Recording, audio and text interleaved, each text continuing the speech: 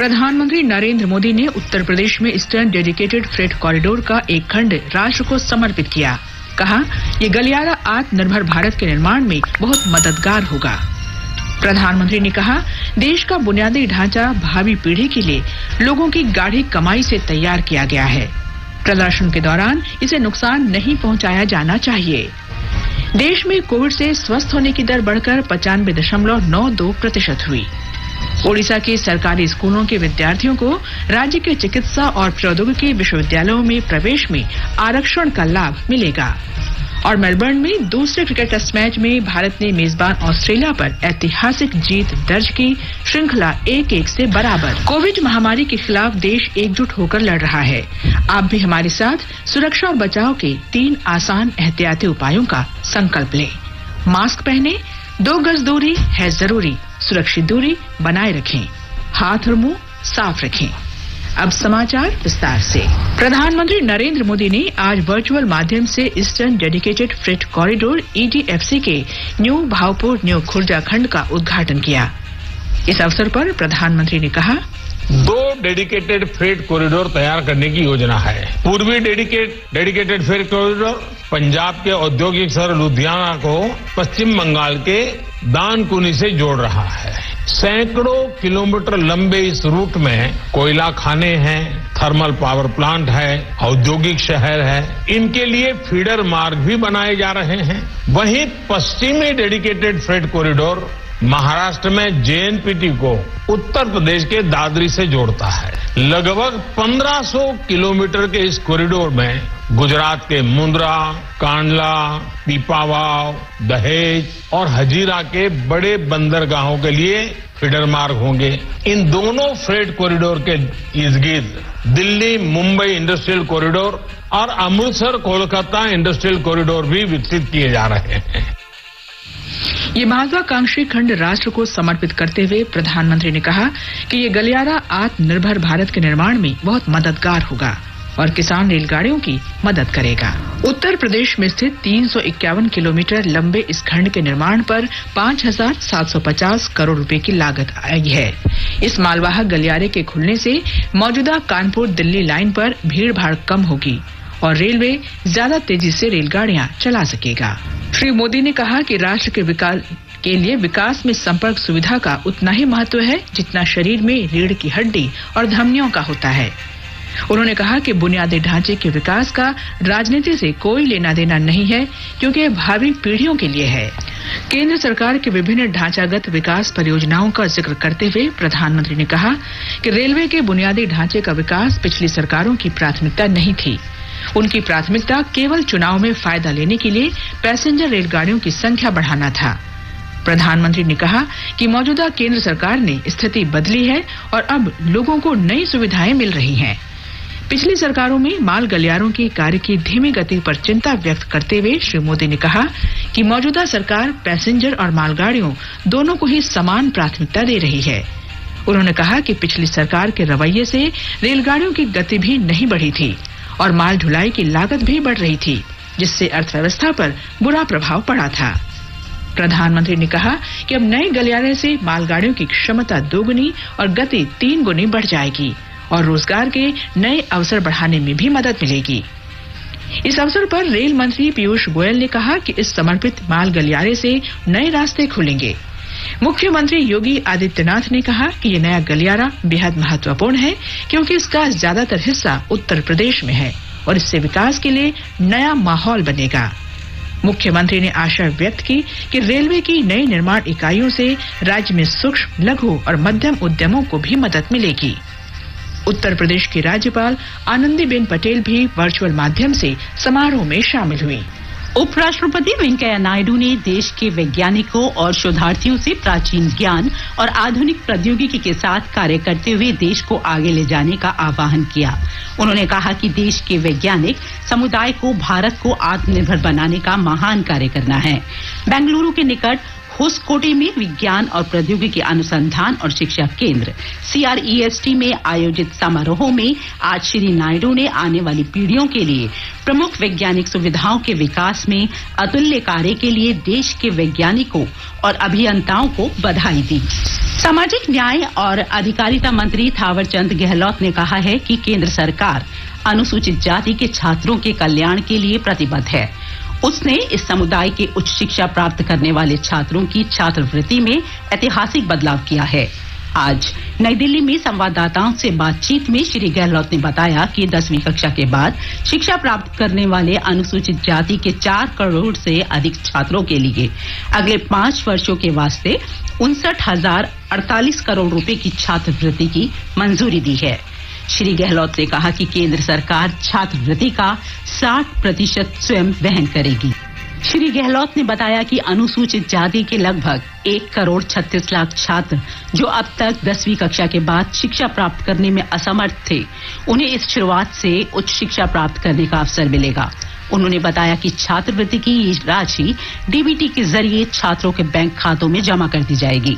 श्री गहलोत ने ये भी बताया कि इन छात्रों के बैंक खाता संख्या सहित सूची राज्य सरकारों से हासिल की जाएगी।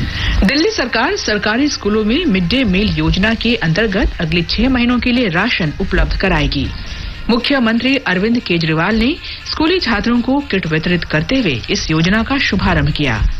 उन्होंने कहा कि उनकी सरकार बच्चों के लिए संपूर्ण पोषण सुनिश्चित करने के लिए प्रतिबद्ध है।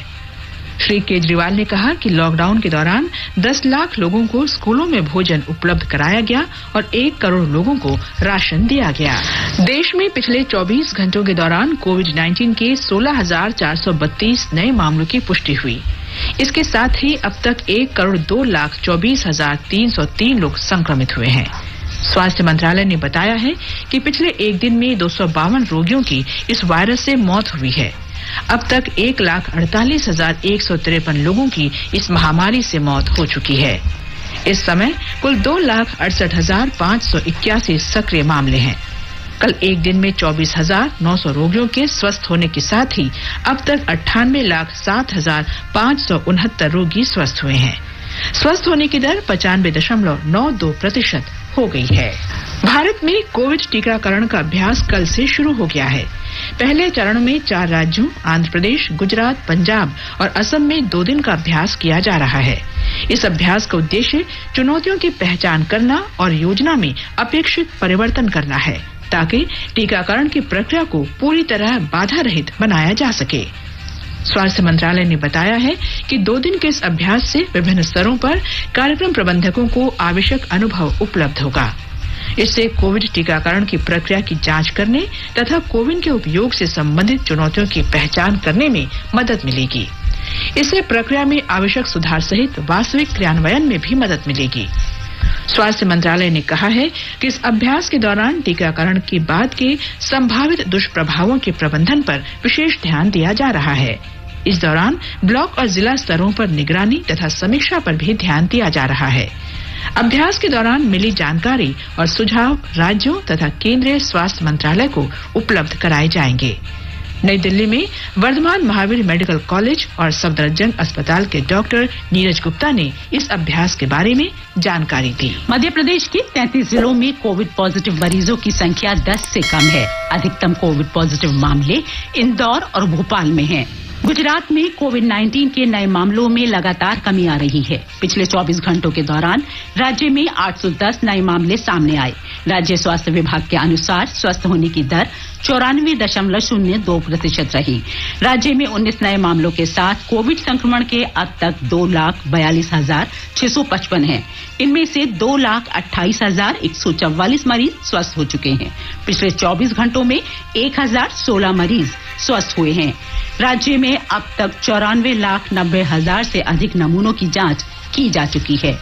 अहमदाबाद में सबसे अधिक 174 नए मामले हैं। सूरत में 149 नए मामले दर्ज किए गए हैं। राज्य में फिलहाल 10,223 सक्रिय मामले हैं, जिनमें से 61 मरीज वेंटिलेटर पर हैं। कल 6 मरीजों की मृत्यु होने से कुल मरने वालों की संख्या बढ़कर 4,288 हो गई। तेलंगाना में पिछले 24 घंटों में कोरोना के 397 नए मामलों की पुष्टि हुई है। इसके साथ ही राज्य में कुल मामलों की संख्या बढ़कर 2,85,465 हो गई है। कल 42,000 से अधिक कोरोना नमूनों की जांच की गई। स्वस्थ होने की दर 97.36% हो गई है। अब तक 2,77,931 लोग इस महामारी से स्वस्थ हुए हैं। पिछले 24 घंटों के दौरान 2 लोगों की मृत्यु के बाद राज्य में कुल मृतकों की संख्या 1,535 हो गई है। त्रिपुरा में कोविड-19 से स्वस्थ होने वालों की संख्या बढ़ रही है। सक्रिय मामले कम होकर 138 रह गए हैं। राज्य में अब तक 33,244 मामलों में से 32,698 रोगी ठीक हुए हैं। राज्य के स्वास्थ्य बुलेटिन के अनुसार स्वस्थ होने की दर बढ़कर 98.43% हो गई है। पिछले 24 घंटों के दौरान कोरोना के 7 नए मामलों की पुष्टि हुई, जबकि 10 लोग इससे ठीक हुए। कल शाम तक 5,74,000 से अधिक नमूनों की जांच की गई। मिजोरम में कोविड संक्रमण के कुल 114 मामले रह गए हैं। मरीजों के स्वस्थ होने की दर बढ़कर आज 97.22% हो गई। पिछले 24 घंटों में राज्य में 6 नए मामले सामने आए हैं, जबकि इस संक्रमण से 19 रोगी स्वस्थ हुए हैं। राज्य चिकित्सा बुलेटिन के अनुसार कोविड-19 के कुल 4,190 रोगी हैं। 4,068 रोगी स्वस्थ हो चुके हैं। महाराष्ट्र में पर्यटक स्थलों पर कोविड-19 के खतरे को देखते हुए राज्य के पर्यटन निदेशालय ने पर्यटकों के स्वास्थ्य की देखभाल और एहतियात बरतने के लिए मानक संचालन प्रक्रिया SOP जारी की है। कर्नाटक के स्वास्थ्य और चिकित्सा शिक्षा मंत्री डॉक्टर के सुधाकर ने बताया कि ब्रिटेन से वापस आए राज्य के 3 लोगों में कोरोना वायरस के उसी संक्रमण की पुष्टि हुई है जो हाल ही में ब्रिटेन के सामने आया। उन्होंने आज बेंगलुरु में संवाददाताओं को बताया कि नवंबर से अब तक ब्रिटेन से वापस आए 1,614 यात्रियों की RT-PCR जांच की गई। इनमें से 26 लोग संक्रमित पाए गए। इन संक्रमित लोगों की जीनोमिक सीक्वेंसिंग से पता चला कि उनमें से 3 वायरस के नए रूप से संक्रमित हैं। डॉक्टर सुधाकर ने बताया कि सभी संक्रमित लोगों को 28 दिन के लिए आइसोलेट किया गया है और चिकित्सा निगरानी में रखा गया है। ब्रिटेन से भारत लौटे 6 लोगों में वायरस के उसी रूप के संक्रमण की पुष्टि हुई है जो हाल ही में ब्रिटेन में सामने आया था। स्वास्थ्य मंत्रालय के अधिकारी ने बताया है कि इनमें से 3 लोगों को बंगलुरु के निमहांस में, 2 को हैदराबाद के centre for cellular and molecular biology CCMB और 1 व्यक्ति को पुणे के राष्ट्रीय विषाणु विज्ञान संस्थान NIV में भर्ती कराया गया है। इन सभी को राज्य सरकारों द्वारा निर्धारित स्वास्थ्य केंद्रों में अलग कमरों में रखा गया है। इन यात्रियों के निकट संपर्क में आए लोगों को भी क्वारंटीन किया गया है। उनके साथ आए यात्रियों, संपर्क में आए परिजनों और अन्य लोगों का पता लगाने के लिए व्यापक कार्रवाई शुरू की गई है। स्वास्थ्य मंत्रालय के अधिकारी ने बताया कि स्थिति पर कड़ी नजर रखी जा रही है। राज्यों को निगरानी बढ़ाने, कंटेनमेंट, जांच और जांच के नमूने 10 इंसेको प्रयोगशालाओं में से किसी एक में भेजने की नियमित रूप से सलाह दी जा रही है। भारत में वायरस के नए रूप के जीन की पहचान के लिए जीनोमिक सर्विलांस कंसोर्टियम इंसेको प्रयोगशालाएं निर्धारित की गई हैं। विश्व स्वास्थ्य संगठन WHO के वरिष्ठ अधिकारियों ने आगाह किया कि ये जरूरी नहीं है कि कोरोना वायरस ही सबसे भयंकर बीमारी हो। अभी दुनिया भर में एक और अत्यंत गंभीर महामारी फैलने की आशंका है। संगठन के प्रमुख टेड्रोस अधनोम घेब्रेयेसस ने कहा कि संयुक्त राष्ट्र एजेंसी को वायरस के बारे में प्रतिदिन नई बातों का पता चल रहा है, जिसमें इसके नए स्वरूप का प्रसार, इससे लोगों का बीमार पड़ना, उपलब्ध जांच, उपचार और टीकों पर संभावित प्रभाव इत्यादि शामिल हैं। श्री टेड्रोस ने कहा कि ब्रिटेन और दक्षिण अफ्रीका में वैज्ञानिक महामारी के विषाणु का अध्ययन कर रहे हैं, जिसके आधार पर संगठन अगला कदम तय करेगा। एनडीए सरकार की प्रधानमंत्री उज्ज्वला योजना ने देश में महिलाओं के सामाजिक आर्थिक परिवर्तन में बड़ी भूमिका निभाई है। मई 2016 में आरंभ हुई उज्ज्वला योजना ने अपना संशोधित लक्ष्य पूरा कर लिया है। योजना के अंतर्गत निर्धारित लक्ष्य से 7 महीने पहले पिछले साल सितंबर में 8 करोड़ LPG कनेक्शन उपलब्ध कराए गए। प्रधानमंत्री नरेंद्र मोदी ने उज्ज्वला योजना का लक्ष्य पूरा होने पर सितंबर 2019 में महाराष्ट्र में जनसभा को संबोधित करते हुए कहा था कि इससे भारत की लाखों महिलाओं को मदद मिली है। ओडिशा के सरकारी स्कूलों में पढ़ रहे विद्यार्थियों को राज्य के चिकित्सा और प्रौद्योगिकी कॉलेजों में प्रवेश में आरक्षण का लाभ मिलेगा। राज्य मंत्रिमंडल की कल हुई बैठक में ये निर्णय लिया गया। इसके अनुसार ओडिशा उच्च न्यायालय के सेवानिवृत्त न्यायाधीश की अध्यक्षता में एक समिति गठित की जाएगी जो इस नीति को लागू करने की रूपरेखा तैयार करेगी। केंद्र सरकार ने 3 कृषि कानूनों को लेकर गतिरोध खत्म करने के लिए प्रदर्शनकारी किसान संगठनों को कल बातचीत के लिए आमंत्रित किया है। सरकार और किसानों के बीच ये 6ठे दौर की बातचीत होगी। केंद्र ने प्रदर्शन कर रहे 40 किसान संगठनों को पत्र लिखा था और उन्हें बातचीत के लिए आमंत्रित किया था। बैठक में किसान कानूनों के अलावा न्यूनतम समर्थन मूल्य तथा वायु गुणवत्ता और बिजली से जुड़े कानूनों पर भी चर्चा होगी। आत्मनिर्भर भारत और नवाचार को प्रोत्साहन देने की बड़ी पहल के रूप में भारतीय सेना ने उभरती प्रौद्योगिकियों में स्टार्टअप्स के लिए आउटरीच वेबिनार आयोजित किया। 17 से 28 दिसंबर के दौरान वेबिनार में वर्चुअल माध्यम से सेना को 89 स्टार्टअप से स्वदेशी नवाचारों और विचारों के प्रस्ताव मिले।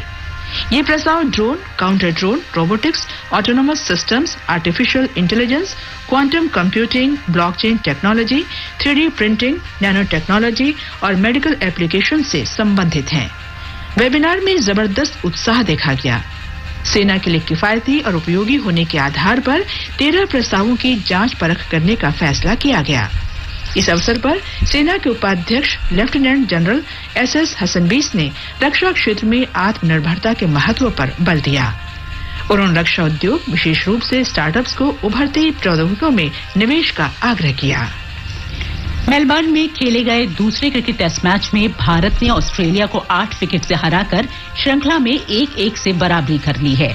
मयंक अग्रवाल और चेतेश्वर पुजारा ने जल्दी आउट हो जाने के बाद शुभमन गिल और अजिंक्य रहाणे ने जीत के लिए 70 रन का लक्ष्य हासिल कर लिया। अजिंक्य रहाणे ने पहले पारी में 112 रन बनाकर जीत की राह आसान कर दी। उन्हें मैन ऑफ द मैच घोषित किया गया। ऑस्ट्रेलिया की ओर से माइकल स्ट्रॉक और पैट कमिंस ने 1-1 विकेट लिया। खेल के तीसरे दिन आज ऑस्ट्रेलिया की दूसरी पारी केवल 200 रन पर सिमट गई।